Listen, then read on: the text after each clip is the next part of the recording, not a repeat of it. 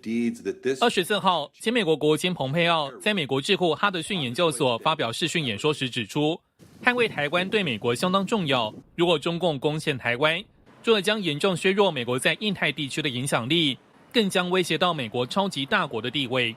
It would eliminate a primary technological and economic partner of the United States.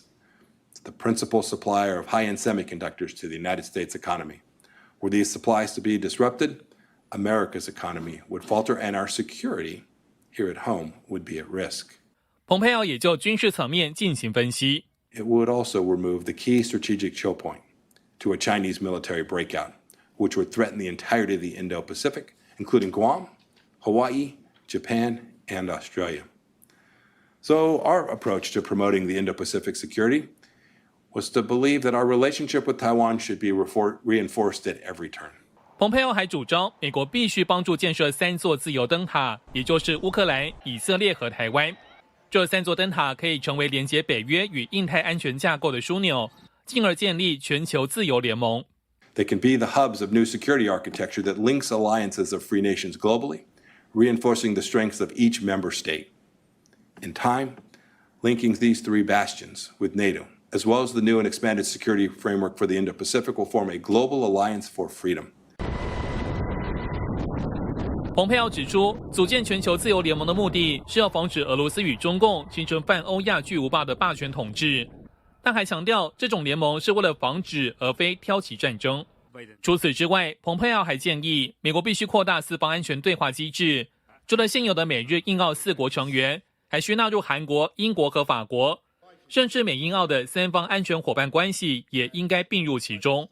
新唐亚太电视执千里、张麒麟综合报道。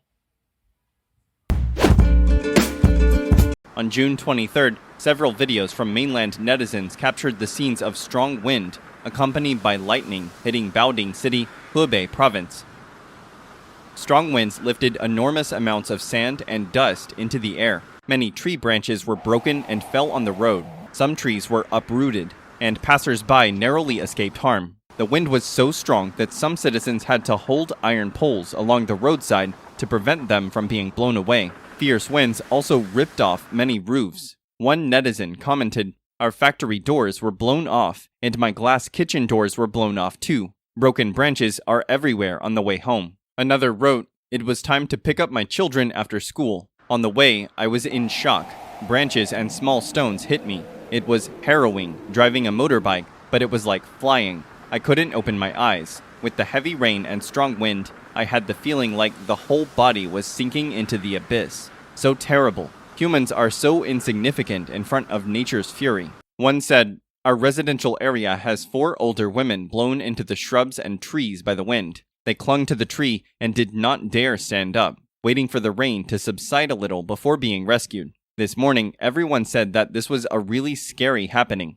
At 1654 hours on June 23rd, the Baoding Meteorological Observatory issued a yellow warning for strong winds. According to the alert, except for the southwest, Huping County and Chuyang County, all other counties and districts in Baoding were expected to experience thunderstorm activity from the afternoon until the evening of the 23rd, with strong wind expected to reach level 9. Recently, extreme weather has occurred in many parts of mainland China. Stabilizing the economy seems arduous for the Chinese regime thus far, as the layoff tide revisits the country's largest manufacturing center, the Pearl River Delta. As South China Morning Post reported on June 18th, a migrant worker from Shenzhen named Xie Yifei said that his employer had given staff weekends off this month. The place was also planning to stop hiring production line workers younger than 35. He said, "At present, a lot of vacancies and rentals are returning to the industrial area on the border of Dongguan and Shenzhen. Factories are under 3 headaches. 1. Supply chain disruptions brought about by zero-COVID restrictions. 2. Declining demand from overseas partners. 3. Orders were lost to Southeast Asia." The Post noted the worries are a mutual concern across industries, from footwear to electronics to garments. As a result, migrant workers in the region are now subject to sudden layoffs, or at least payment shrinkage. For example, Techchum Electronic Technology, on May 31st, told employees that there would be no jobs until October. The firm explained that it was going through a sharp decline in domestic and foreign orders, rising inventory costs due to the inability to export finished items, and a lack of raw materials. Senior executive Hu later said the company was reviewing its leave without pay, but the production problems persisted. Techchum Electronic Technology is situated in Qingxi Township, the manufacturing hub of Dongguan, Guangdong Province. W.Y. Wang, an export-oriented pet product factory owner, said the pandemic 2 years ago did not affect his business much because the U.S. rolled out pandemic funds. However, this year, orders dropped by 60% in the second quarter compared to 2021. Wang said they worked no overtime or weekend shifts for weeks. They could only afford to pay workers the local city's minimum monthly salary of around $300 to $450. On June 11th, the Post reported remarks from academics at Peking University that China's unemployment state may return to that experienced in 2020. It is anticipated that as much as 12% of the country's population may encounter joblessness. Chinese President Xi Jinping said that China would take concrete actions to continue its support for the UN's 2030 Agenda for Sustainable Development, a global framework which is centered on 17 goals, including the eradication of poverty and an end to environmental degradation. President Xi was addressing a high-level dialogue on global development, which was part of this week's BRICS summit.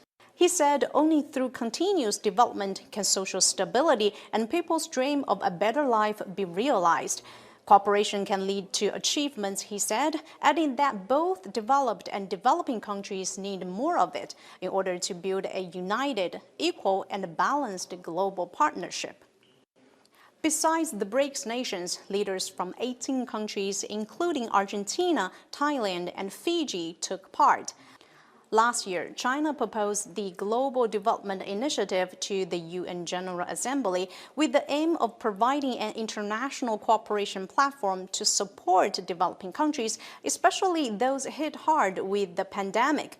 President Xi said that China was ready to work with its BRICS partners to advance that initiative, push forward the UN 2030 Agenda for Sustainable Development, and provide support for global development that is stronger, greener, and healthier. The BRICS members represent more than 40% of the world's population, nearly a quarter of the world's GDP, and 20% of global trade, a strong force among developing countries to contribute to international governance. 心合一同，谋无不成。 With one heart and one mind, we can accomplish anything we aspire to. Let us strengthen our confidence, strive forward in pursuit of high-quality partnerships, and usher in a new era of prosperity and development. 繁荣发展新时代。 President Xi said that China would continue to provide financial assistance to developing countries around the world. One way it would do is to upgrade the South-South Cooperation Assistance Fund to what's called a Global Development and South-South Cooperation Fund, and add $1 billion to the fund on top of the $3 billion it's already committed. With the world facing a wide range of challenges, leaders at the BRICS summit said the unity and cooperation are needed more than ever for a greater global development, and emphasizing that the developing countries can bring a strong force and different.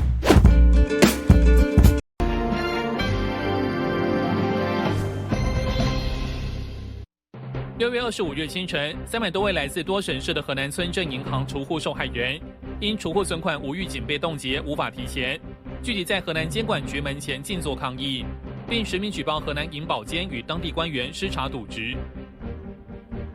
因中共禁令政策冲击消费需求，以及因拒用新疆棉花受到中共官媒和小粉红抵制，欧洲最大的服饰零售商月店 H&A 关闭了经营15年的上海旗舰店。H&A 在2007年进军中国，2022年初在中国大陆拥有500多家门店，但目前仅剩376家。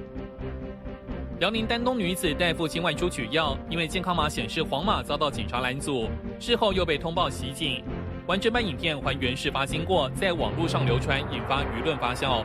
民众对于警方假摔、制造袭警罪名，以及当局长时间的极端封控感到愤怒。2022年，中国22个重点城市首轮土地拍卖于6月22日落幕。数据显示，今年上半年中国土地市场依然低迷，交易量继续下滑。22城的首轮土地拍卖成交额同比下降达52.7%，名气拍下土地比例锐减尤为明显。新航亚太电视整理报道。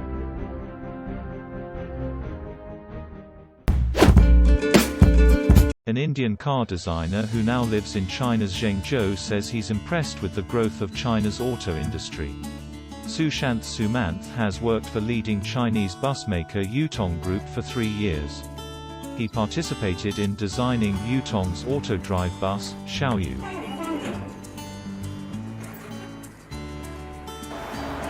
This is the Xiaoyu. This is Yutong's autonomous bus.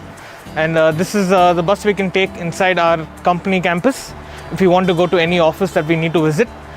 Today I will take you in the bus to my office.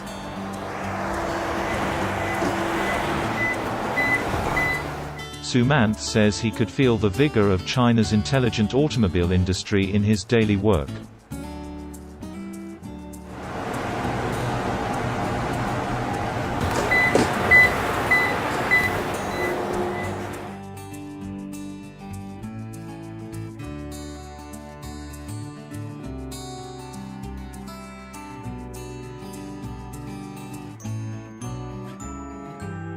This is where we are in charge of styling, and we decide what the bus looks like, and I am in charge of exterior design. It's been 3 years since I came to China, and in the 3 years I have seen the automotive industry in terms of design grow from being a following trend to becoming a market leader. The future is not only good for my personal career, but also on the whole, for the entire automotive industry, I feel the future in China is. The Chinese embassy in France tweeted 3 videos on June 21st and 22nd with the theme, Taiwan is not Ukraine. The action sparked a heated discussion. The anchor claimed that the Taiwan-China affair and the Ukraine-Russia issue are different things. She said that Taiwan has belonged to China since ancient times, while the other issue is a dispute between Russia and Ukraine. After the post was made public, most netizens didn't agree with these statements. One of them commented that at least since 1949, no laws passed by Beijing have been applied to Taiwan. Another added that if China invades Taiwan, it will face boycott and sanctions from the world. Take Russia as an example. According to Radio Free Asia, Xue Yachu, president of the French Taiwan Association, also responded that Taiwan is not Ukraine, but China must be Russia. Xue Yachu said that both China and Russia are totalitarian regimes, not democratic countries. That is why the ruler can manipulate the people and the media. Radio Free Asia reported that Ni Yaling, the senior researcher of the French Foundation for Strategic Studies, also claimed that the People's Republic of China has never controlled Taiwan, so China cannot say that Taiwan will be reunified.